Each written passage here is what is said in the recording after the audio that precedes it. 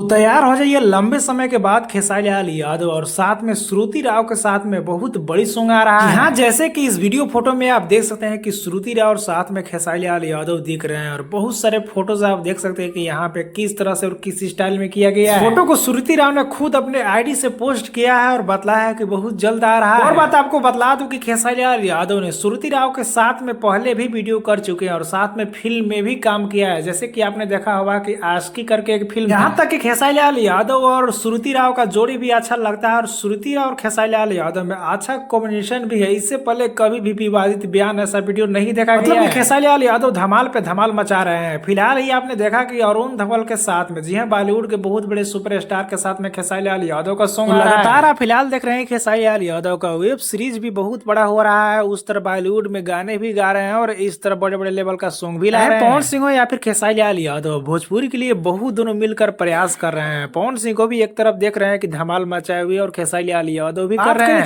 Channel के बारे में भी कोई जानकारी नहीं दिया गया है, न ही लिरिक्स के बारे में कि कौन इस गाने को लिखा है या फिर इसमें म्यूजिक कौन दिया है। तो अगर खेसारी लाल यादव का गाना आना होगा तो बहुत जल्द आ जाएगा, नहीं तो नवरात्रि आने वाला है, तो हो सकता है कि नवरात्रि के बाद भी रिलीज किया जाए। इस पे आपको क्या कहना है नीचे कमेंट में बताना ना भूले। वीडियो को एक लाइक करे, लोगों तक ज्यादा शेयर करे, चैनल को सब्सक्राइब कर ले, फेसबुक को फॉलो करके जुड़ जाइए।